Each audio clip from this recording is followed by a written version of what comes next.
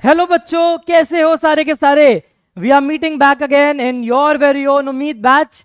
और यस, जैसा कि तुम्हें दिख रहा है, the last chapter environmental issues. तो ये लास्ट चैप्टर है, एनसीईआरटी ही मेन है इसमें। एनसीईआरटी को अच्छे से ध्यान रखना है और एनसीईआरटी को करते जाएंगे तो आराम से चैप्टर कवर हो जाएगा। मुश्किल नहीं है, बिल्कुल। सिक्स्थ में, सेवेंथ में, एट्थ में, नाइन्थ में, टेंथ में जो तुम ईवीएस पढ़ते थे, air pollution, soil pollution, water pollution, global warming, deforestation, radioactive waste, agrochemical waste, ozone depletion, यही सब भरा पड़ा है इस चैप्टर में। ठीक है, तो एक बार फाइनल इस चैप्टर को हम देख लेंगे और फिर देखेंगे इसके लास्ट में हम कुछ कुछ इसके क्वेश्चंस। ठीक है, सबसे पहला एनसीईआरटी ने डेफिनेशन दी है पोल्यूशन। पोल्यूशन की अगर हम बात करते हैं ना, तो पोल्यूशन को डिफाइन किया जाता है as undesirable change.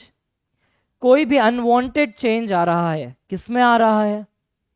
Physical property, chemical property या biological property of air, land, water और सॉइल, तो वो रेस्पेक्टिवली उनके पोल्यूशन बन जाते हैं। मान लेते हैं पानी है, ठीक है, नॉर्मल पानी है। अब एक चीज है, तुमने पानी में मिट्टी मिला दी तो तुमने फिजिकली पोल्यूट किया पानी को। पानी एज इट इज साफ दिख रहा है, लेकिन वो पानी हाईली एसिडिक है, उसको पियोगे तो जल जाओगे, तो वो केमिकली पोल्यूटेड है। वही पानी पीएच बिल्कुल बढ़िया है उसका, 6.7 के आसपास, कोई मिट्टी विट्टी नहीं है, ट्रांसपेरेंट है, लेकिन उसमें भर भर के माइक्रोब्स हैं, जर्म्स हैं, दिख नहीं रहे। तुमने पी लिया, फूड पॉइजनिंग हो गई, बाथरूम में बैठे हुए हो, तो वो बायोलॉजिकल प्रॉपर्टी का पोल्यूशन है। जिन भी चीजों से पोल्यूशन होगा उनको पोल्यूटेंट बोल देंगे, इसमें भी कोई दिक्कत नहीं है। फिर क्या याद रखना है? Environment protection act 1986। 3-4 एक्ट हैं यहां पे इस चैप्टर में, इंपॉर्टेंट है।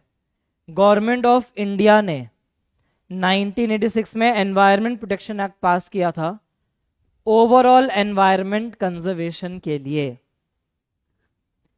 ठीक है, नेक्स्ट, पोल्यूशन नेचुरल भी हो सकता है, पोल्यूशन मैन मेड भी हो सकता है। Even though man made pollution की परसेंटेज बहुत कम है, लेकिन इसके बावजूद इम्बैलेंस जो हम क्रिएट करा रहे हैं उससे नेचर को दिक्कत होती है। Point and non point source of pollution. Point मतलब एक स्पेसिफिक जगह से ही सारा कूड़ा निकल रहा है, नॉन पॉइंट मतलब वहां से पोल्यूशन तो जनरेट हो रहा है लेकिन कोई फिक्स पॉइंट नहीं है। जैसे एग्रीकल्चरल लैंड, उस खेत में कोई ऐसे प्रॉपर पॉइंट नहीं है ना कि खेत का सारा वेस्ट वहां से निकलेगा। इंडस्ट्री में तो पॉइंट सोर्स है, इंडस्ट्री में ऐसा नहीं कि हर जगह से कूड़ा बहे के निकल रहा है, सारा कूड़ा पाइपलाइन से इकट्ठा होके एक नाली से बाहर जाएगा। एग्रीकल्चरल लैंड में ऐसा नहीं है। Primary and secondary air pollutant. Primary मतलब जो डायरेक्टली सोर्स से रिलीज हो रहे हैं, तो carbon monoxide, sulphur dioxide, nitrogen oxide, hydrocarbons, hydrogen sulphide, ये सब प्राइमरी पोल्यूटेंट्स। जो रिएक्शन से बने प्राइमरी पोल्यूटेंट के, वो कहलाएंगे सेकेंडरी पोल्यूटेंट। जैसे कि परऑक्सी एसिटाइल नाइट्रेट, जैसे कि ओजोन। पोल्यूटेंट में कुछ कुछ इंपॉर्टेंट चीजें हैं, जी के बेस्ड हैं। Carbon monoxide 200 times higher affinity है इसकी हीमोग्लोबिन के लिए। अगर हीमोग्लोबिन के पास कार्बन मोनोऑक्साइड और ऑक्सीजन दोनों है तो 200 टाइम्स ज्यादा चांस है कि हीमोग्लोबिन ऑक्सीजन को छोड़ के कार्बन मोनोऑक्साइड को रखेगा, कार्बोक्सी हीमोग्लोबिन बन जाता है, सफोकेशन कराता है और जानलेवा हो जाता है। अभी सर्दियां आएंगी ना तो पढ़ना न्यूज़पेपर में कार्बन मोनोऑक्साइड पॉइजनिंग के केसेस। एक बहुत पुअरली वेंटिलेटेड रूम होगा, गर्म रखने के लिए कोयला जला के छोड़ देते हैं। अब रात भर में वेंटिलेशन है ही नहीं, फ्रेश ऑक्सीजन आ नहीं रही कमरे में, कार्बन मोनोऑक्साइड रिलीज होती जा रही है कोयले के जलने से, वो हम इनहेल करते हैं, ब्लड में मिक्स होती है, सफोकेशन से नींद में मर जाते हैं। Sulphur dioxide, पियोफाइटाइजेशन। पियोफाइटाइजेशन मतलब क्लोरोफिल जो है वो टूट के परमानेंटली फियोफाइटिन में चेंज हो जाता है। अगर क्लोरोफिल फियोफाइटिन में चेंज हो जाएगा तो फोटोसिंथेसिस कैसे होगी? ताजमहल की येलोइंग लाइकेंस को डैमेज भी देता है। परऑक्सी acetyl nitrate electron transport system को इनहिबिट कर देगा। ईटीएस नहीं चलेगी तो रेस्पिरेशन होगी कैसे? ठीक है। सेंट्रल पोल्यूशन कंट्रोल बोर्ड के अकॉर्डिंग जितना भी वेस्ट, जितना भी स्मोक रिलीज हो रहा है ना चिमनी से इंडस्ट्रीज के, उसमें निकलता है पार्टिकुलेट मैटर, ऐसा मैटर जो एयर में सस्पेंडेड रह जाएगा। जो 2.5 माइक्रोमीटर या उससे भी छोटे हैं वो सबसे ज्यादा हार्मफुल हैं। वो कहीं भी ट्रैप नहीं होते, ना नेजल हेयर में ना नेजल म्यूकस में, लंग्स में जाके डिपॉजिट होके लंग्स को डैमेज देते हैं। एयर प्रिवेंशन एक्ट याद रखना 1981 में आया था, 1987 में उसको अमेंड किया है, मॉडिफाई किया है और नॉइस को एज अ पोल्यूटेंट डाल दिया था। ये जो शोर शराबा होता है ये भी एक पोल्यूटेंट है, नॉइस पोल्यूशन को रिकॉग्नाइज किया गया था। इनको कंट्रोल करने के तरीके,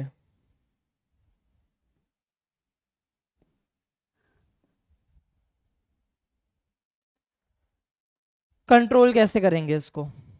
पहला तरीका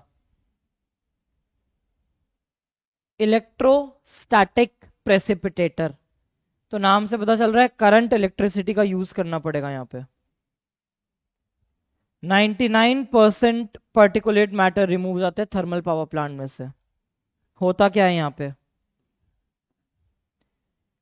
नेगेटिवली चार्ज्ड वायर्स हैं, थाउजेंड्स और थाउजेंड्स ऑफ वोल्ट पर हैं। तो होता क्या है, इनके चारों तरफ कोरोना डिस्चार्ज होता है। कोरोना वायरस वाला नहीं है ये, फ्री इलेक्ट्रॉन्स का डिस्चार्ज है। इतनी हाई इंटेंसिटी ऑफ वोल्टेज है कि फ्री इलेक्ट्रॉन्स निकल के सराउंडिंग में आ जाते हैं। तो उस इलेक्ट्रॉन क्लाउड को कहते हैं कोरोना डिस्चार्ज। सारी डर्टी एयर आ रही है, इस कोरोना डिस्चार्ज के क्लाउड से जब पास होगा ना तो ये फ्री इलेक्ट्रॉन उन डस्ट पार्टिकल पे चिपक जाते हैं और आगे लगा हुआ है एक कलेक्शन प्लेट जो है ग्राउंडेड। ग्राउंडेड प्लेट्स क्या करेंगी? Electric charge, negatively charge particle को अट्रैक्ट करके अपने से चिपका लेगी और साफ हवा पार हो जाएगी। स्क्रबर ये हटाता है सल्फर डाइऑक्साइड का पोल्यूशन। कैसे? वाटर और लाइम के स्प्रे की मदद से। क्या हो रहा है यहां पे? डर्टी एयर है, द डर्टी एयर है सल्फर डाइऑक्साइड, वाटर लाइम का स्प्रे है, पानी के साथ कैल्शियम कार्बोनेट मिक्स्ड है। अब जब इनके बीच में रिएक्शन चलती है ना तो रिएक्शन के बाद क्या होगा? कैल्शियम सल्फेट के फॉर्म में सारा SO2 नीचे आ जाएगा और जितना भी कार्बन डाइऑक्साइड है वो एयर के साथ रिलीज हो जाएगा। तो एयर में ना तो SO2 है ना ही पार्टिकुलेट मैटर्स। तो ये स्क्रबर का कॉन्सेप्ट, वो इलेक्ट्रोस्टैटिक प्रेसिपिटेटर का कॉन्सेप्ट। फिर आते हैं कैटालिटिक कन्वर्टर। ये ऑटोमोबाइल से निकलने वाले एग्जॉस्ट को कंट्रोल करते हैं। लेड हमारा बहुत मेजर पोल्यूटेंट है। पहले तो लेड पोल्यूशन बहुत हाई था, आज भी कभी देखना पुराना स्कूटर या कोई पुरानी गाड़ी से अगर काला धुआं निकल रहा है, मतलब उसमें लेड का पोल्यूशन है। कैटलिस्ट जो है वो प्लैटिनम, पैलाडियम, रोडियम यूज होते हैं। ये तीनों एलिमेंट गोल्ड से भी महंगे हैं। प्लैटिनम तो तुम्हें पता होगा ही गोल्ड से महंगा है। पैलाडियम और रोडियम भी महंगे मेटल्स हैं। और ये करता क्या है? अनबर्न्ड हाइड्रोकार्बन्स को CO2 और वाटर में चेंज कर देगा, कार्बन मोनोऑक्साइड को कार्बन डाइऑक्साइड में, और नाइट्रोजन ऑक्साइड के पोल्यूशन को नाइट्रोजन ऑक्साइड, नाइट्रोजन गैस में चेंज कर देगा। अनलेडेड, एक टाइम था जब अलग से अनलेडेड पेट्रोल और डीजल आने लगे थे। उसका रीजन यही था कि लेड इनको इनएक्टिवेट कर देता है। ठीक है। फिर नॉइस पोल्यूशन के बारे में क्या याद रखना है? डीबी जो है, dB stands for decibel. Normal जो आप बातचीत करते हो वो 30 से 60 डेसिबल है। जब आप अपनी क्लास में शोर मचाना शुरू करते हो तो धीरे धीरे वो वॉइस 80 डेसिबल से ऊपर जाने लगती है, तो वो बन जाता है नॉइज। और 150 डेसिबल से ऊपर हुई तो बहुत डैमेजिंग है।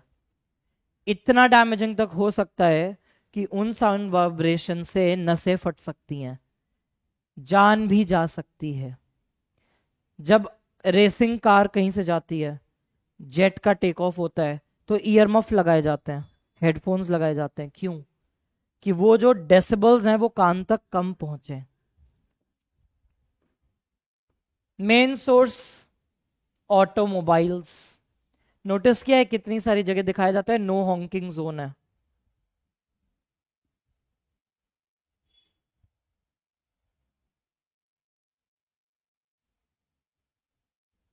इस तरीके के हॉर्न का सिंबल होता है और उस पर ऐसे कांटी मारी होती है। नो हॉकिंग जोन कहते हैं उन्हें। स्कूल के पास, हॉस्पिटल के पास ये सब मिलते हैं। तो इसको हम बोलते हैं अकूस्टिक जोनिंग। अकूस्टिक वर्ड आता है साउंड के लिए। Delimitation of horn free zones. School हो गया, हॉस्पिटल हो गया, कॉलेज हो गया, उसके पास बोर्ड लगा दिया जाता है यहां पे हॉर्न यूज नहीं करना। Permissible sound levels of cracker and loud speaker. एक पर्टिकुलर टाइम के बाद लाउड स्पीकर अलाउड नहीं है। इसके अलावा ग्रीन मफलर स्कीम। पेड़ पौधे लगाइए। अशोक के पेड़, नीम के पेड़ जल्दी उग जाते हैं, कम ह्यूमन इंटरवेंशन से उग जाते हैं और साउंड एब्जॉर्ब करते हैं। फिर एयर पोल्यूशन से ही दिक्कत आती है एसिड रेन की। जब pH 5.65 से नीचे चला जाए तो वो बारिश एसिडिक बारिश कहलाती है। 60 से 70% H2SO4, 30 से 40% है उसमें HNO3। इंक्रीज्ड SO2 और NO2 की वजह से एसिड रेन होती है। कितने सारे मॉन्यूमेंट्स हैं, स्पेशली मेटालिक मॉन्यूमेंट्स, जिनको इस एसिड रेन से दिक्कत होती है। स्मॉग की दिक्कत, स्मोक और फॉग, वाटर वेपर जमने लग जाता है तो फॉग बन जाती है। इंडस्ट्रियल स्मोक उससे मिक्स हो जाती है। फोटोकेमिकल स्मॉग सबसे पहले लॉस एंजल्स में हुआ था, वार्म इंटेंस सोलर रेडिएशन की वजह से, और इसमें ओजोन, पैन और NOx का रोल है। लो टेम्परेचर से होती है क्लासिकल स्मॉग। सबसे पहले इसका आउटब्रेक लंदन में देखा गया था। H2S और SO2 प्राइमरी पोल्यूटेंट्स की वजह से होती है। तो यह हमारी स्मॉग, वाटर वेपर और सारा स्मोक, सारा धुआं मिक्स हो जाता है। ठीक है। एयर पोल्यूशन में भोपाल गैस ट्रेजेडी हुई थी 2-3 दिसंबर 1984 में। एक्सीडेंटल लीकेज था मिथाइल आइसोसाइनेट का। यूनियन कार्बाइड फैक्ट्री थी फर्टिलाइजर्स बनाने वाली। USA is the major contributor of pollution. Kyoto is the cleanest city. और एनसीईआरटी ने कहा है 1990 में, बहुत पुरानी बात है, दिल्ली वर्ल्ड में 4th मोस्ट पोल्यूटेड सिटी था। 2002 में जितनी डीजल बसेस चलती थी सबको सीएनजी में चेंज किया गया। आज की डेट में भी गाजियाबाद और बुलंदशहर, ये 2 जगह ऐसी है जो वर्ल्ड्स मोस्ट पोल्यूटेड के टॉप 10 में आती हैं। ऑल ओवर इंडिया ना, ऑल ओवर वर्ल्ड मास एमिशन स्टैंडर्ड चलता है। यूरोप में यूरो 3 नॉर्म्स हैं। वो जो मास एमिशन स्टैंडर्ड है उसको यूरो 3 नॉर्म कहा गया है। तो यूरोपियंस कहते हैं कि हमारे पेट्रोल में 150 ppm डीजल, पेट्रोल में 150 ppm सल्फर और डीजल में 350 ppm सल्फर होगा तो काम चल जाएगा। 42% एरोमेटिक हाइड्रोकार्बन दे दो, काम चल जाएगा। BS3, BS होता है भारत स्टेज। इंडिया में जो मास एमिशन स्टैंडर्ड है उसको भारत स्टेज नाम दिया गया है। अब इंडिया में पॉपुलेशन इतनी ज्यादा है तो यहां पे था पेट्रोल हो या डीजल, सल्फर 50 ppm और aromatic hydrocarbon will remain 35 ppm। ये चीज बोली गई। अभी करंटली इंडिया में BS6 अप्लाई हो चुका था। तो अब जितने नए ऑटो रिक्शा बन रहे हैं, बसेस आ रही हैं, गाड़ियां आ रहे हैं, उन सबको BS6 कंप्लायंस करना पड़ेगा, इसीलिए और महंगी हो चुकी हैं गाड़ियां। Next is water pollution. तो एनसीईआरटी ने कहा है कि खाली 0.1% इंप्योरिटी है, बाकी 99% पानी है, सीवेज वाटर भी। 0.1 में सैंड, सिल्ट, क्ले को प्राइमरी ट्रीटमेंट से हटाते हैं। कोलॉइडल मटेरियल जितना भी है, फीकल मैटर वगैरह, फीकल मैटर ऑर्गेनिक मैटर है, उसको सेकेंडरी ट्रीटमेंट से हटाते हैं। लेकिन ये जो डिसॉल्व न्यूट्रिएंट हैं ये नहीं हट पाते, इनको हटाना बहुत मुश्किल है। इनको हटाने के लिए टर्शियरी ट्रीटमेंट करनी पड़ती है। गवर्नमेंट ऑफ इंडिया ने 1974 में water prevention and control of pollution act पास किया था। तो एक एक्ट 1986 का आया, एक एक्ट 1981 का आया जिसकी अमेंडमेंट 1987 की है, और फिर आया 1974 का एक्ट। फिर यहां पे देखो एनसीईआरटी क्या कहती है। एक नदी बह रही है, जिस पॉइंट पे तुमने सारा सीवेज डिस्चार्ज किया है, सारा नदी बह रही थी साफ। अब एक पॉइंट है जहां पे पहली इंडस्ट्री है, उस इंडस्ट्री का सारा सीवेज गिर रहा है वहां पे। तो सीवेज गिरने से क्या होगा, एकदम से डिसॉल्व्ड ऑक्सीजन का लेवल क्या कर रहा है, ड्रॉप कर जाएगा, और बायोकेमिकल ऑक्सीजन डिमांड बढ़ जाएगी। हमने कहा था जितना ज्यादा पोल्यूशन उतनी ज्यादा बीओडी। अब नदी बहे जा रही है, जैसे जैसे नदी बह रही है वैसे वैसे उसके अंदर अपने आप ट्रीटमेंट हो रहा है। माइक्रोब्स, बैक्टीरिया, फंजाई अपने आप उसको साफ करते जा रहे हैं, पत्थरों से फिल्ट्रेशन होता जा रहा है। तो धीरे धीरे धीरे धीरे बीओडी वापस कम और डिसॉल्व्ड ऑक्सीजन वापस से ज्यादा हो जाएगी। जैसे जैसे ये नदी बहती जा रही है वैसे वैसे ये चीज होती जाएगी। एल्गल ब्लूम के बारे में दिया हुआ है।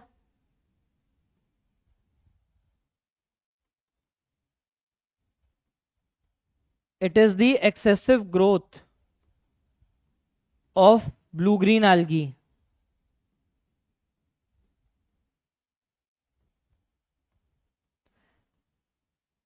ऑक्सीजन ड्रेन कर देता है सारी की सारी, डेंस हरी सी लेयर बना लेगा। देखा होगा घर पे कहीं कहीं पानी जम जाता है तो उसके ऊपर एक हरी लेयर आ जाती है, तो वो ब्लू ग्रीन एल्गी की लेयर है, उसे एल्गल ब्लूम कहते हैं। बहुत सारे टॉक्सिन, हार्मफुल कंपाउंड रिलीज कर रहा है, सरफेस को कवर कर दिया, under water light, under water oxygen supply cut off हो गई है, फिश की मोर्टेलिटी होने लग जाती है और वाटर सारा पल्यूट हो जाता है। आई कॉर्निया या वाटर हायसिंथ,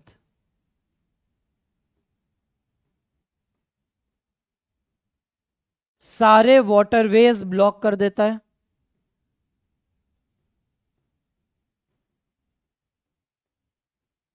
वाटर बॉडी की सारी ऑक्सीजन ड्रेन कर देगा और अगेन ऐसी डेंस लेयर बनाता है, अंडर वाटर लाइट जाती ही नहीं है। तो एल्गल ब्लूम और आइकॉर्निया से ये सारी दिक्कत होने लगती है। इंडस्ट्रीज से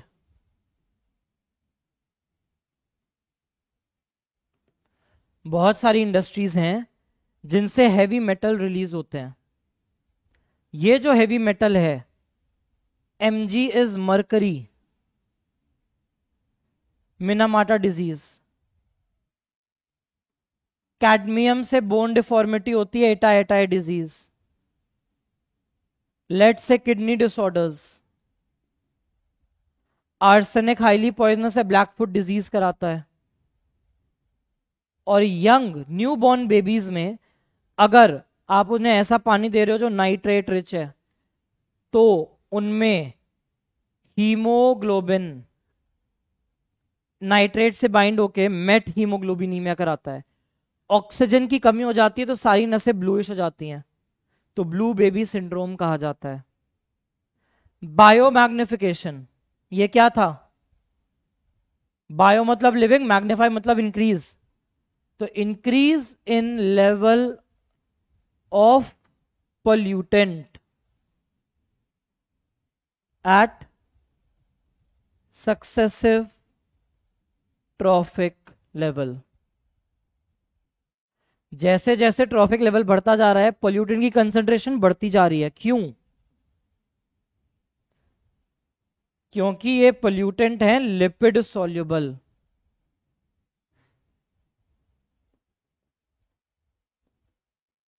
दे आर नॉट एक्सक्रीटेड। तो हर लेवल पे कंसंट्रेशन बढ़ती जा रही है। पानी में है 0.03 पार्ट पर बिलियन, जू प्लैंकटन में 0.04 पार्ट पर मिलियन, छोटी मछली में 0.5 ppm, लार्ज फिश में 2 ppm और बर्ड्स में 25 ppm।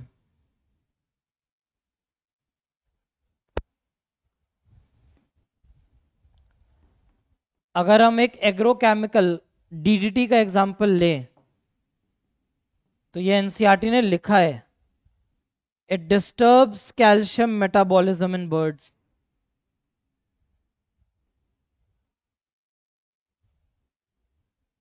अब बर्ड्स में अगर कैल्शियम मेटाबॉलिज्म खराब होगा तो क्या दिक्कत आएगी?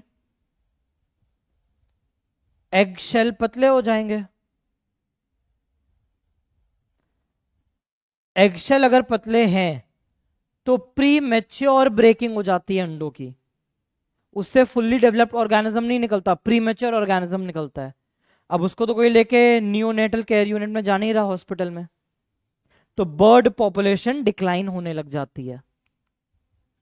फिर वाटर पोल्यूशन में आता है यूट्रोफिकेशन।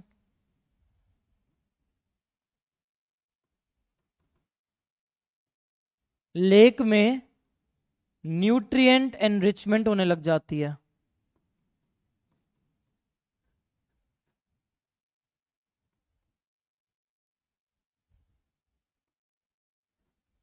नेचुरल भी हो सकता है,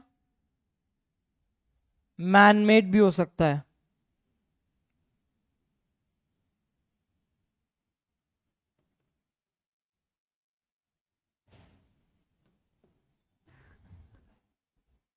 मैनमेड वाले को एनसीईआरटी ने लिखा है कल्चरल यूट्रोफिकेशन। नेचुरल में क्या होगा?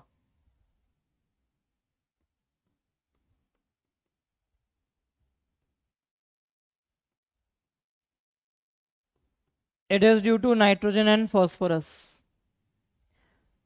हमने एक प्रोसेस पढ़ी थी ना, प्राइमरी सक्सेशन। तो क्या होता है नेचुरल में, उस एरिया में धीरे धीरे बायोडाइवर्सिटी एनवायरनमेंट के हिसाब से चेंज होती जा रही है और वो वाटर बॉडी धीरे धीरे लैंड मास में चेंज होता जा रहा है। तो जब आप बोलते हो ना प्राइमरी सक्सेशन, तो वो बायोडाइवर्सिटी का चेंज है। और जब आप बोलते हो नेचुरल यूट्रोफिकेशन, तो वो कन्वर्जन है उस वाटर बॉडी का इनटू अ लैंड मास। हमने क्या कहा था प्राइमरी सक्सेशन में? पानी है साइड में, मिट्टी झड़ती जा रही है, शैलोइंग होती जा रही है, ऑर्गेनिजम्स मरते जा रहे हैं, वहीं डिकम्पोज होते जा रहे हैं, तो धीरे धीरे शैलोइंग होती जाएगी। मैनमेड की अगर बात करें,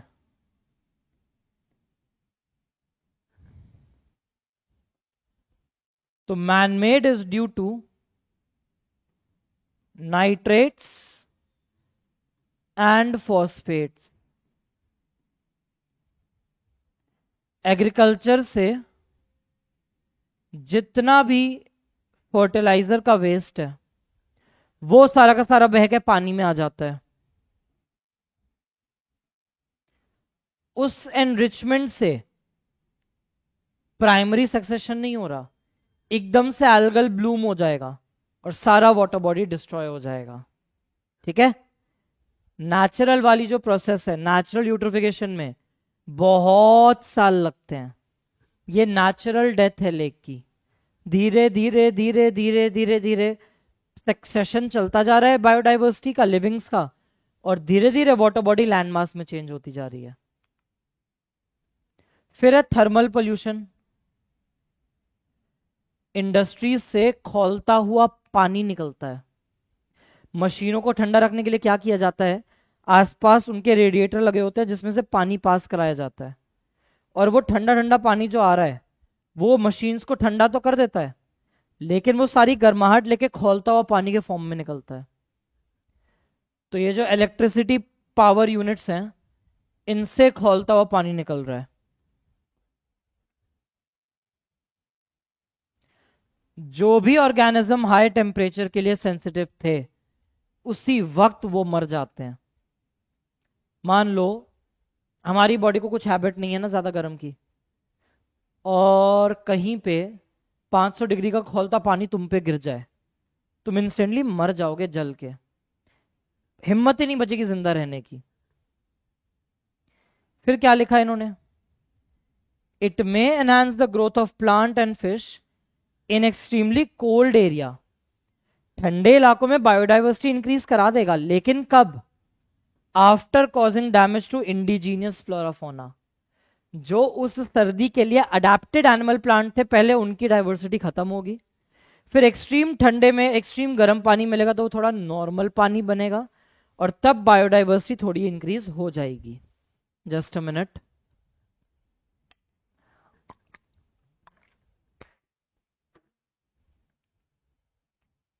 केस स्टडी दे रखी है फ्रेंड्स ऑफ अरकाटा मार्श की। ये क्या करते थे? जितना वेस्ट वाटर था ना, उसका सीवेज ट्रीटमेंट चल रहा है, लेकिन फिर भी इतने हैवी मेटल्स थे कि पोल्यूशन कर रहा था।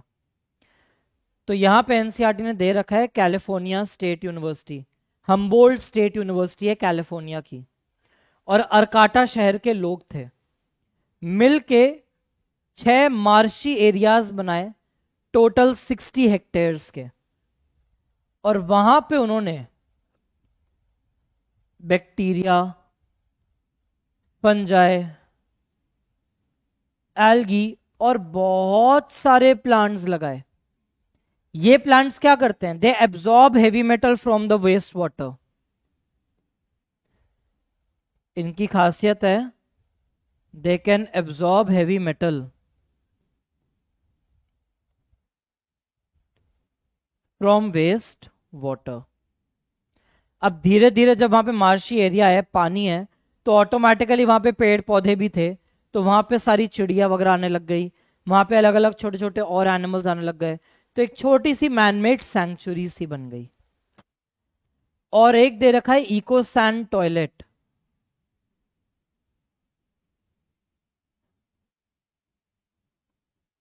वाटर फ्री टॉयलेट्स हैं जहां पे जितना ह्यूमन एक्सक्रीटा है उसको फर्टिलाइजर या मैन्योर में चेंज कर देंगे।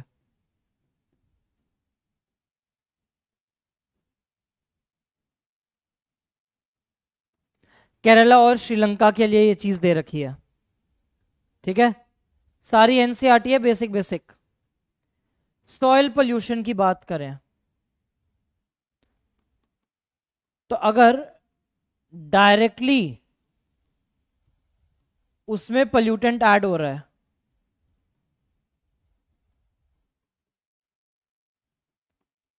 तो इसको कहा जाता है positive soil pollution.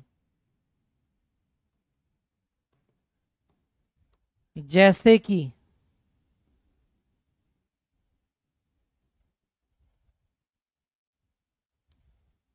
Addition of chemical pesticides,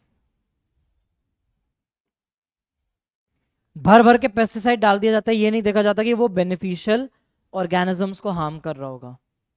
तो सॉइल में रहने वाले बायोलॉजिकल ऑर्गेनिज्म, उसकी बायोलॉजिकल प्रॉपर्टी है, उसको हार्म हो रहा है, अनवांटेड हार्म हो रहा है, तो सॉइल पोल्यूशन। इसके अलावा तुमने कोई पोल्यूटेंट ऐड नहीं किया,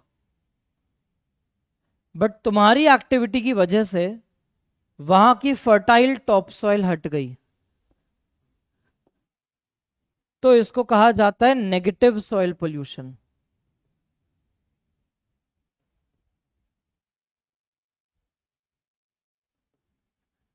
पॉजिटिव सॉइल पोल्यूशन में आप डायरेक्टली पोल्यूटेंट ऐड करते हो, नेगेटिव सॉइल पोल्यूशन में पोल्यूटेंट ऐड नहीं हो रहा, टॉप सॉइल हटा दी जाती है। और फिर होता है हमारा लैंडस्केप पोल्यूशन।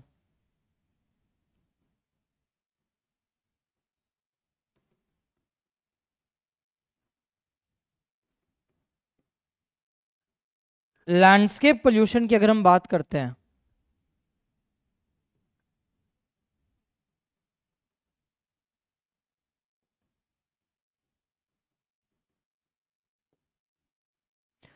देखा है सोसाइटी वगैरह में क्या होता है, कई बार आसपास भी देखा होगा, खाली जमीन पड़ी थी, खाली प्लॉट पड़ा था, लोगों ने कूड़ा फेंकना शुरू कर दिया अचानक। केमिकल्स कोई डाले नहीं है वहां पे, कुछ नहीं डाला केमिकल वहां पे ना, टॉप सॉइल भी रिमूव नहीं कराई है, तो ना केमिकल प्रॉपर्टी चेंज करी ना बायोलॉजिकल प्रॉपर्टी, लेकिन उस अच्छी खासी जमीन पर जिसपे कुछ उग सकता था बस कूड़ा फेंकना शुरू कर दिया है।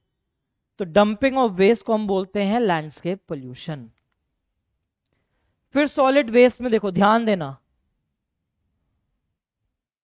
सॉलिड वेस्ट को तीन पार्ट में बांटा जाता है, एक है रिसाइक्लेबल, एक है बायोडिग्रेडेबल, और फिर आता है नॉन बायोडिग्रेडेबल। बायोडिग्रेडेबल वो जो खुद डिग्रेड हो जाता है, डिकम्पोज हो जाता है।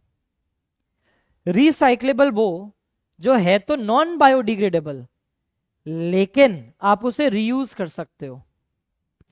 और नॉन बायोडिग्रेडेबल में वो है जो ना तो डिग्रेड हो रहे और ना ही रिसाइकल हो रहे। अभी 1 जुलाई से ही दिल्ली में single use plastics completely ban हो चुके हैं, कंप्लीट बैन लग चुका है उन पे, सिंगल यूज प्लास्टिक पे।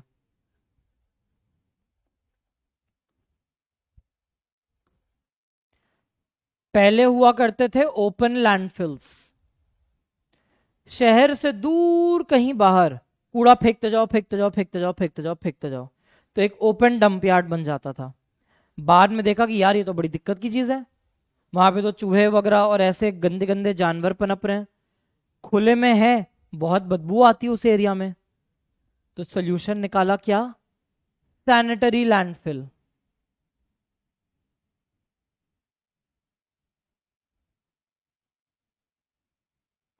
गड्ढा खोदो, सारा कूड़ा डंप कर दो उसमें, गड्ढा खोदा, सारा कूड़ा डंप कर दिया, ऊपर से कवर कर दिया, तो वो था सैनिटरी लैंडफिल। लेकिन इसकी भी दिक्कत आई, सैनिटरी लैंडफिल से पता चला कि इतने एक्सट्रीम टेम्परेचर और प्रेशर पे सारे केमिकल्स लीक करके अंडरग्राउंड वाटर टेबल को पोल्यूट करने लग गए थे। तो ये दिक्कत आई। हॉस्पिटल में जितना वेस्ट है बहुत डेंजरस है, तो हॉस्पिटल वेस्ट के लिए तो स्ट्रिक्ट है, इंसिनरेटर, भट्टियां लगी होती हैं, कोई भी वेस्ट उसमें जाएगा, हाई टेम्परेचर पे बिल्कुल राख बन के निकलेगा, तभी उसको फेंका जाएगा। कंप्यूटर गुड्स का ई वेस्ट, अब ई वेस्ट को तुम बरी कर सकते हो लैंडफिल में, तुम ई वेस्ट को जला भी सकते हो, लेकिन ये सोल्यूशन नहीं है। तुमने अगर बरी कर दिया है तो लाखों करोड़ों साल भी निकल जाएंगे, वो बरी का बरी रहेगा, बायोडिग्रेडेबल नहीं है। तुम उसको जला सकते हो, लेकिन उससे इतनी टॉक्सिक फ्यूम्स जनरेट होंगी कि वो एयर पोल्यूशन करा देगा। तो इसका एकमात्र सोल्यूशन क्या बचा? उनको रिसाइकलिंग करना। एनसीईआरटी ने लिखा है recycling is the only solution for the treatment of e waste.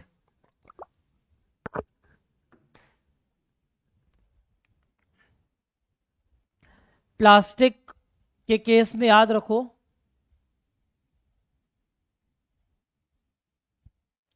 Ahmad Khan की केस स्टडी है, आरवी कॉलेज इंजीनियरिंग बैंगलोर के साथ मिलके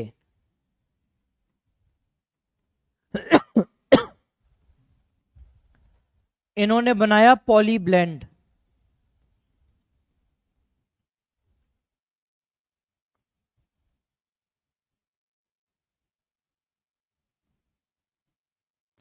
finally powdered modified recycled plastic. सड़क बनाने के काम आया, सड़क के वाटर रेपेलेंट प्रॉपर्टी बढ़ गई।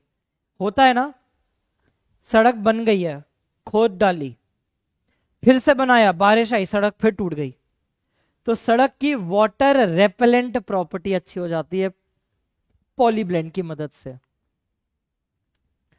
एग्रोकेमिकल वेस्ट,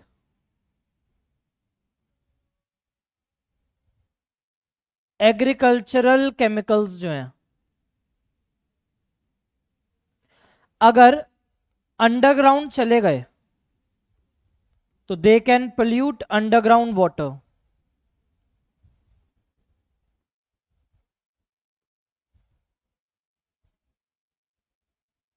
अगर सरफेस से किसी रिवर पे या किसी लेक में या पॉन्ड में चले गए तो यूट्रोफिकेशन भी करा सकते हैं।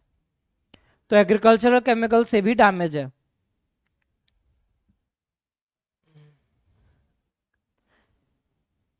यहां पे केस स्टडी दे रखी है रमेश चंद्र डागर जी की, हरियाणा के किसान हैं। इन्होंने जीरो वेस्ट प्रोड्यूस वाले इंटीग्रेटेड फार्म्स बनाए हैं, इंटीग्रेटेड ऑर्गेनिक फार्मिंग। अपने फील्ड में बहुत सारी चीजें रखी हैं। एक अच्छा सा खेत है, खेत में हार्वेस्टिंग में जितना कूड़ा बचा क्या करें, फेंकना नहीं है। साथ में डेयरी फार्मिंग रखी है, वो सारा का सारा भूसा या चारा बन के गाय भैंस को चला जाएगा। गाय भैंस से गोबर आएगा, वो खाद बन के एग्रीकल्चरल फील्ड में चली जाएगी। गाय भैंस से दूध मिलेगा, उसको अलग बेच के पैसे कमा सकते हो। साथ में बी कीपिंग की हुई है, हनी बी से खेत में पॉलिनेशन बहुत अच्छा हो रहा है। शहद बेचो, उसका वैक्स बेचो, बड़ा फायदा मिल रहा है। साथ में कंपोस्टिंग रख दी, जितना फार्म का वेस्ट, जितना गोबर यूज में नहीं आ रहा, उसको कंपोस्टिंग में डाल के ह्यूमस बना दिया, तो कोई वेस्ट प्रोड्यूस हो ही नहीं रहा। एक का वेस्ट दूसरे का रॉ मटेरियल बन रहा है। Radioactive waste, nuclear power plants को one of the clean energy source माना जाता है कि बहुत साफ सुथरे सोर्स हैं, क्लीन एनर्जी है। लेकिन जो उसमें रेडियो एक्टिव मटेरियल यूज हो रहा है ना, बहुत डेंजरस है। रेडियो एक्टिव वेस्ट के 3 मेजर एक्सीडेंटल लीकेजेस हुई हैं आज तक। एक केस है 3 माइल आइलैंड इंसिडेंट, यूएसए में।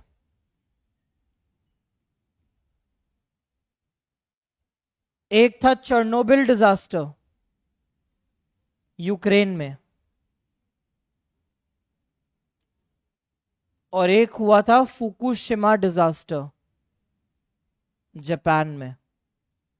तो इवन तो बहुत क्लीन एनर्जी है, बहुत एफिशिएंट है, बहुत सस्ते में लोगों को बिजली दे सकता है, लेकिन जितना यूज होने के बाद उसका फ्यूल है, जो रेडियो एक्टिव वेस्ट है, उसकी एक्सीडेंटल लीकेज अगर हो गई या पूरे के पूरे प्लांट में कोई डिजास्टर आ गया, तो ऐसा डिस्ट्रक्शन होगा कि ह्यूमैनिटी का नामो निशान खत्म हो जाता है। जो लोग बच जाते हैं उनके आगे आने वाली 5, 6, 7, 8 जनरेशन तक ऐसी एक्सट्रीम म्यूटेशन होती है ना, इतने खतरनाक म्यूटेशन ऐसे बच्चे पैदा होते हैं, आपको देख के डर लग जाएगा। क्या क्या लिखा एनसीईआरटी ने कि जो रेडिएशन है, जो न्यूक्लियर वेस्ट से निकलता है, वो म्यूटेशन करा सकता है। हाई डोज पे तो जानलेवा है ही, लोअर डोज पे बहुत सारे डिसऑर्डर करा सकता है, कैंसर करा सकता है। तो जो न्यूक्लियर वेस्ट है बहुत तगड़ा पोल्यूटेंट है। क्या करना पड़ेगा?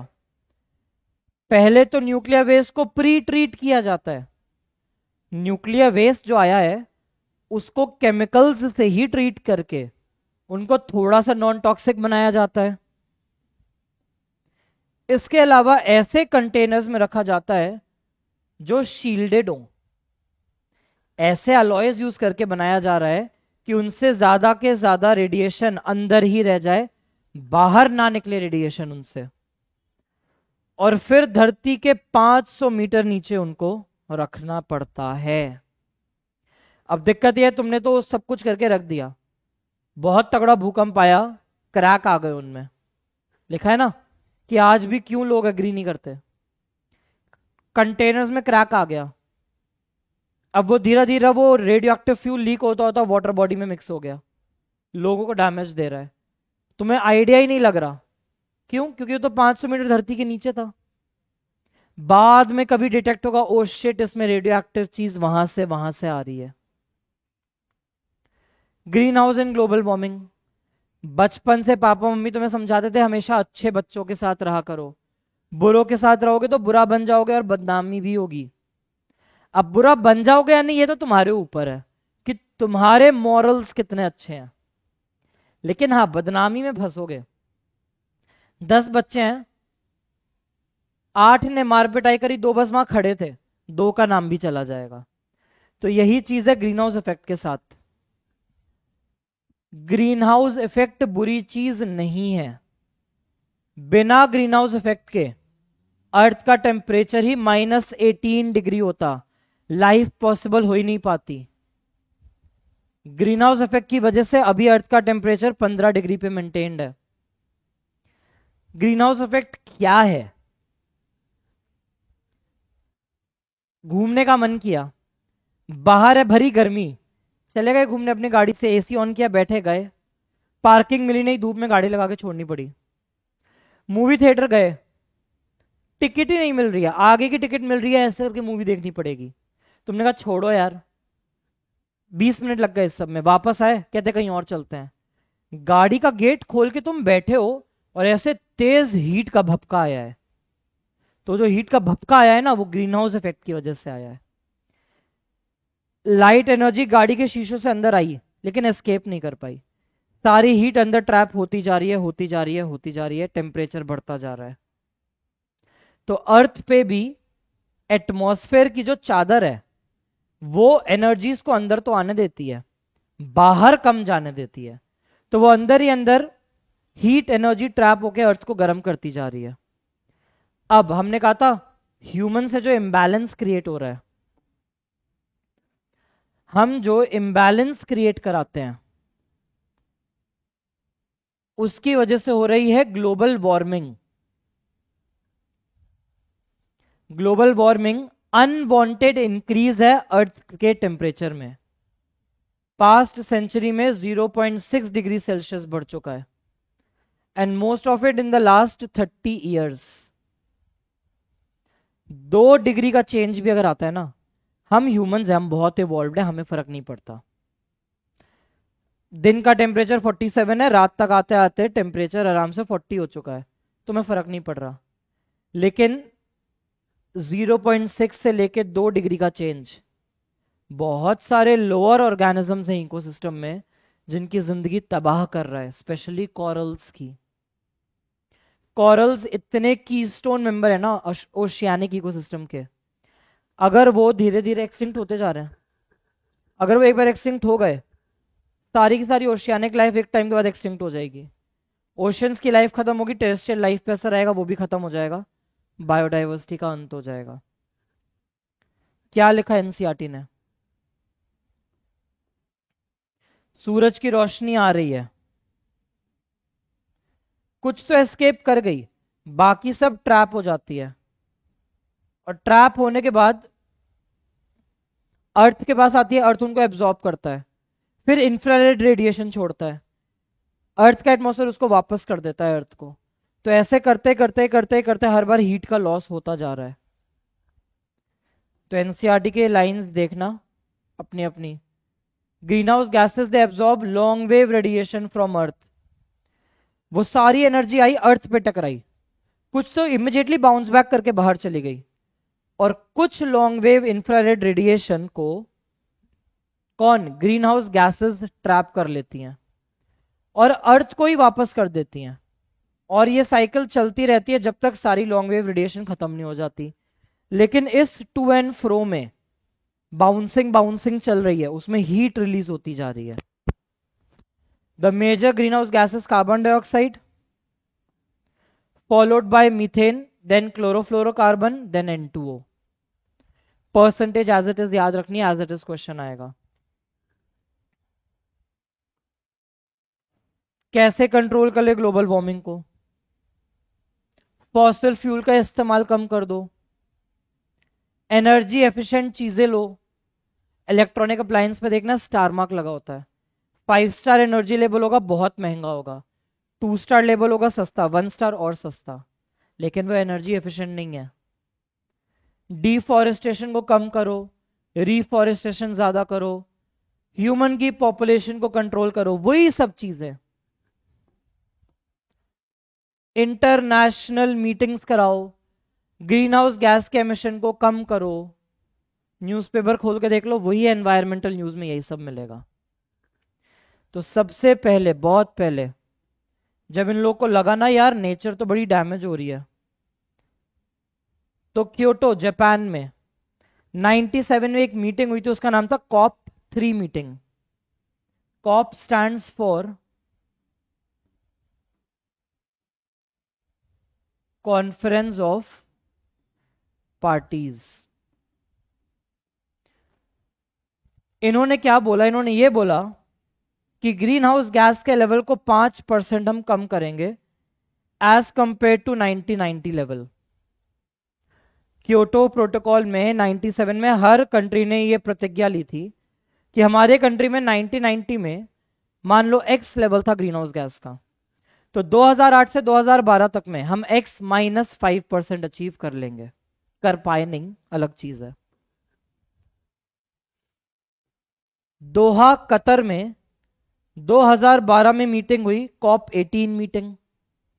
सबको बोला गया चलो चलो दिखाओ अपना रिजल्ट, कितना कम किया, रिजल्ट सक्सेसफुल था ही नहीं। तो क्योटो प्रोटोकॉल को ही थोड़ा अमेंड किया गया, कैसे कि चलो ठीक है जो हुआ सो हुआ, अब आप सबको 18%, आपके देश में 1990 में X लेवल था ग्रीन हाउस गैस का, 2013 से 20 तक X-18% लेवल हो जाना चाहिए। ये भी ढंग से अचीव हुआ नहीं वैसे। फिर आया ओजोन डिप्लीशन। जो हमारा स्ट्रेटोस्फेयर है वहां पे गुड ओजोन है। ये गुड ओजोन क्या करता है? यूवी से हमें बचाता है। जो हमारा करंट एटमॉस्फेयर है ट्रोपोस्फेयर, वहां पे जो ओजोन है वो बैड ओजोन है। यहां पे ये ओजोन अनवांटेड है, सेकेंडरी पोल्यूटेंट है, केमिकल वीड है। डॉप्सन यूनिट में, डॉप्सन यूनिट में थिकनेस मेजर की जाती है।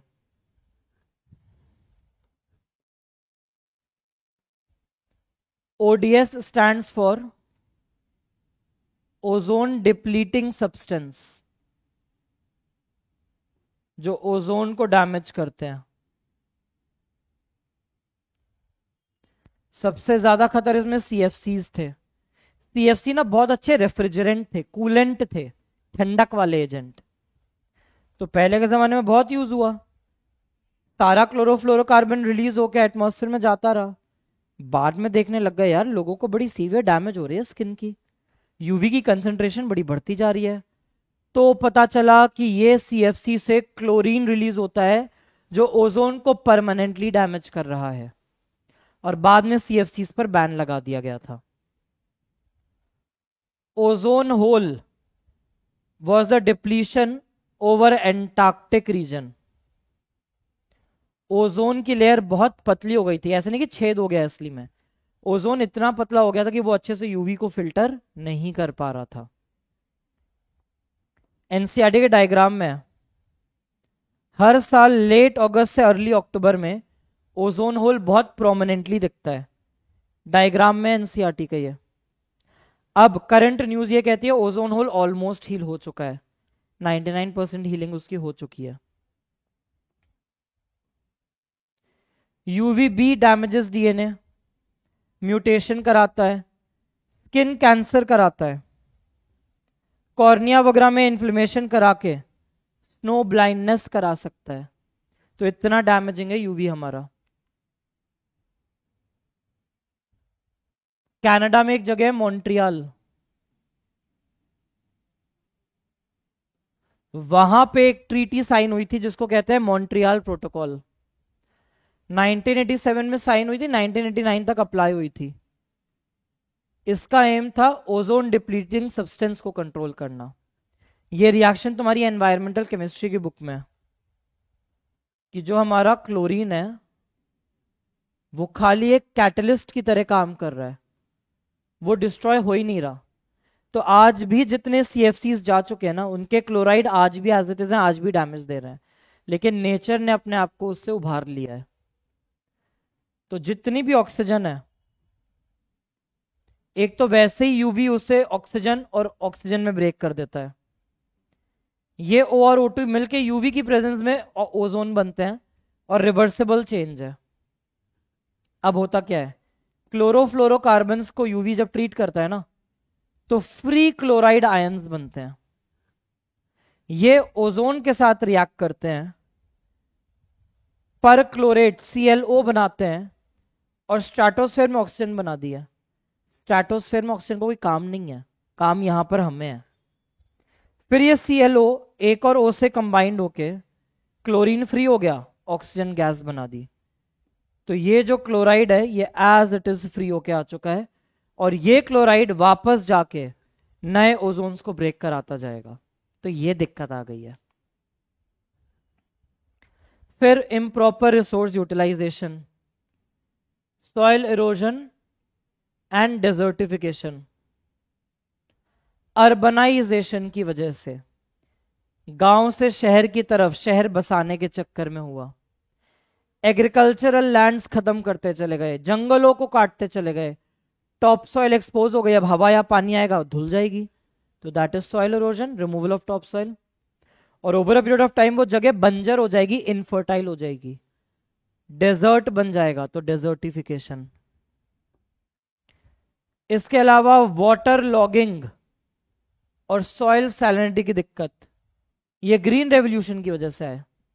रूट को भी तो सांस लेनी है, लेकिन वाटर ड्रेनेज है ही नहीं कोई अच्छा, पानी जमा पड़ा है, रूट को सांस नहीं आ रही, मर जाएगी रूट। प्लस पानी जमने से जितने भी सॉल्ट हैं वो नीचे से ऊपर रूट के आसपास जमा हो गए, पानी तो एवेपोरेट हो गया, रूट के आसपास सॉल्ट जमा हो चुका है, रूट में एक्सो ऑस्मोसिस होगा, रूट को डैमेज। तो ये सारे दिक्कत कहां से आई, जब आपने रिसोर्सेज को अच्छे से यूज नहीं किया। फिर आई दिक्कत किसकी, डिफॉरेस्टेशन की। पहले 40% फॉरेस्ट हुआ करता था ट्रॉपिक्स में, अब 40% लॉस हो चुका है। Almost 40% of tropics have been lost in tropics and 1% of forest have been lost in temperate. क्यों? ट्रॉपिक्स में बहुत सारे लोगों ने डिफॉरेस्टेशन किया है, टेम्परेट में तो ह्यूमंस ही कम है, तो क्या ही डिफॉरेस्टेशन करेंगे। At the beginning of the 20th century, forest covered about 30% of land in India.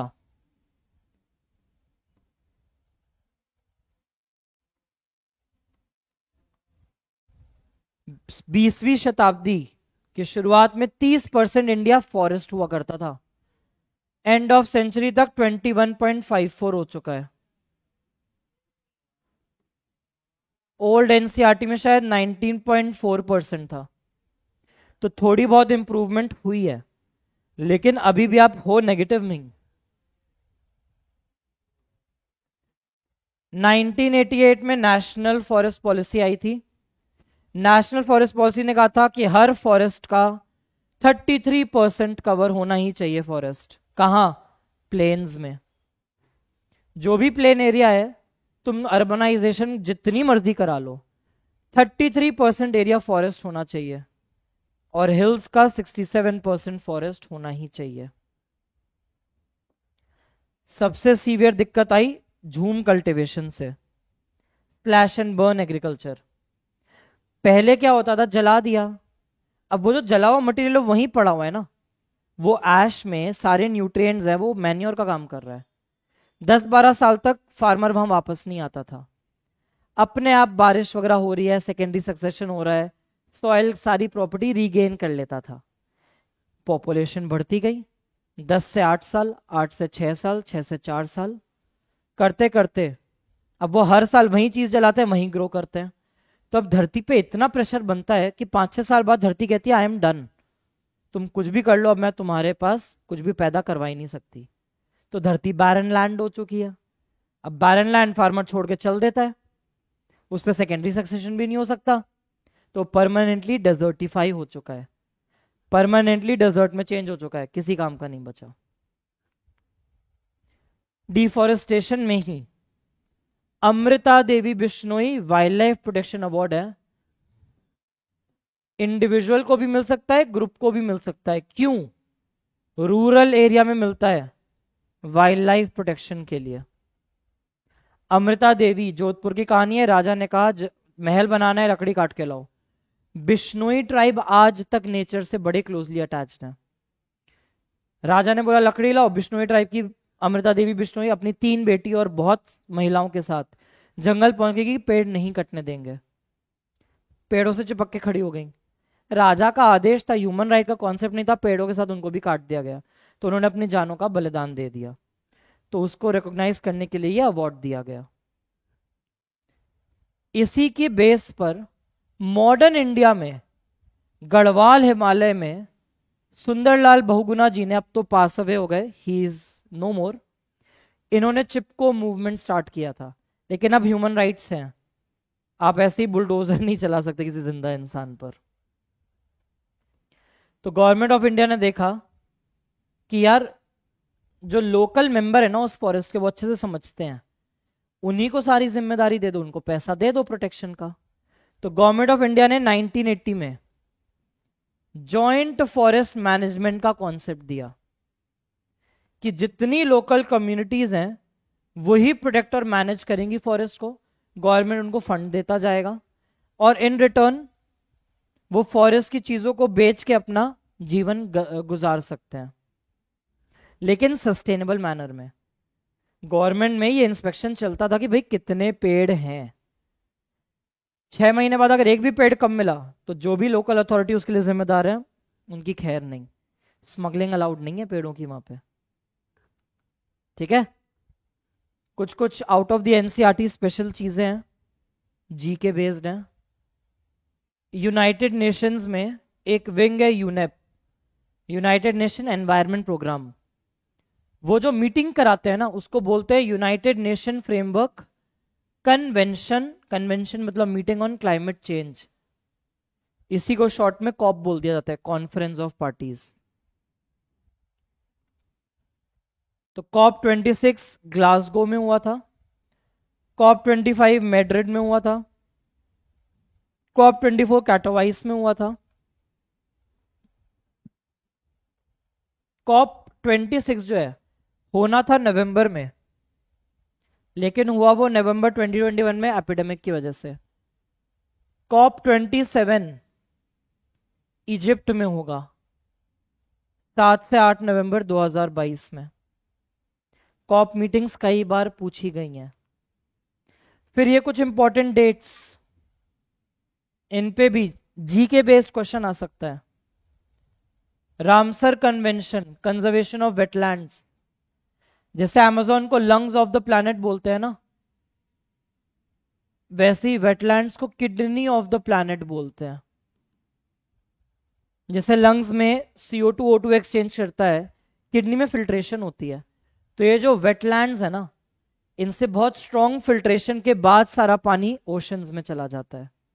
और एक चिड़िया मिलती है यहाँ पे जिसका नाम है वाटर फाउल, उसके कंजर्वेशन के लिए भी रामसर ईरान में एक जगह है, ईरान में एक जगह है रामसर, वहां पे ये मीटिंग हुई थी। तो ऑल ओवर द वर्ल्ड बहुत सारी रामसर साइट हैं, वेटलैंड्स हैं। इंडिया में the largest Ramsar site is your Chilka Lake in Odisha. Largest Ramsar site है। फिर ये सारे के सारे डेज, अब इसमें से कुछ चीजें बड़ी कॉमन है, जैसे international ozone day, environment day, earth day, ये सारे बड़े कॉमन डेज हैं जो हमेशा आपको पता होता है। हिरोशिमा नागासाकी डे, ठीक है। तो that was it about this chapter. कुछ बड़ा नहीं है, कुछ कॉम्प्लेक्स नहीं है, सिर्फ एनसीईआरटी ही पढ़नी है। फटाफट एक बार क्वेश्चंस देख लो इसके। डॉप्सन यूनिट किसको मेजर करता है? क्वेश्चन देखते ही पॉज करके आंसर देख लेना अपना। ओजोन। स्नो ब्लाइंडनेस जो एंटार्क्टिका में क्यों होती है? कॉर्निया के इन्फ्लेमेशन से। मॉन्ट्रियल प्रोटोकॉल क्यों साइन हुआ था? ओजोन डिप्लीटिंग सब्सटेंस को कंट्रोल करने के लिए।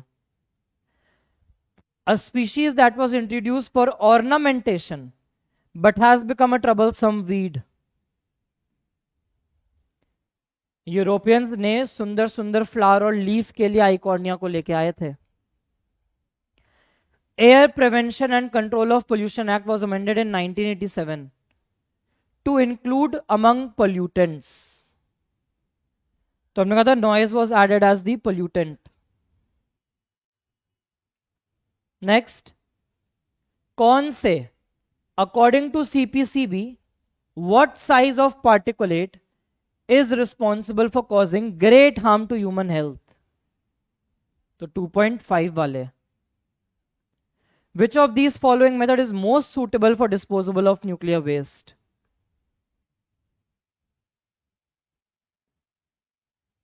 रॉक सरफेसेस में।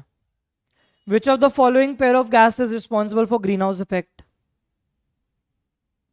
तो carbon dioxide and methane. Polyblend जो था, it has prove to be a good material for road construction. Which of the following protocol aims for reducing emission of chlorofluorocarbon? Chlorofluorocarbon. अब इस question पे dispute उठा था। NCERT के according chlorofluorocarbon is ozone depleting substance, ठीक है। Green house gas है plus ozone depleting substance है, और एनसीईआरटी ने ये दिया है। Montreal protocol is not in NCERT. Next, stratosphere में कौन सा कैटलिस्ट की तरह काम कर रहा है? Cl। सेकेंडरी पोल्यूटेंट, ये था वो आउट ऑफ एनसीईआरटी क्वेश्चन जो आ गया था। कौन है secondary pollutant? Ozone. World ozone day कब मनाते हैं? लिस्ट में देखना, 16 सितंबर।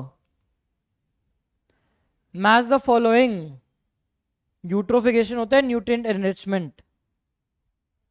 ए का 3, बी का 4 सही है, सी का 1 सही है, जूम कल्टिवेशन डिफॉरेस्टेशन सही। Lake which is rich in organic waste, organic waste है तो क्या होगा?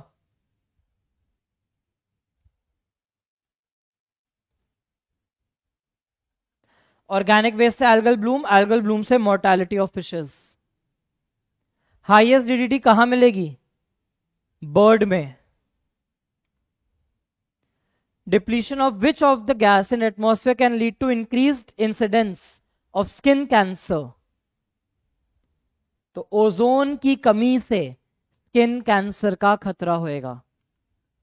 Alright, so that was it. Thank you so much. That is the environmental issues chapter. जो भी दिन बचे हैं एनसीईआरटी को ही लाइन बाय लाइन करना, सारे एमसीक्यूज अच्छे से प्रैक्टिस करना, बहुत अच्छे से तुम्हारा नीट क्लियर होगा ही होगा। Thank you and all the best. Signing off, अग्रिम जैन।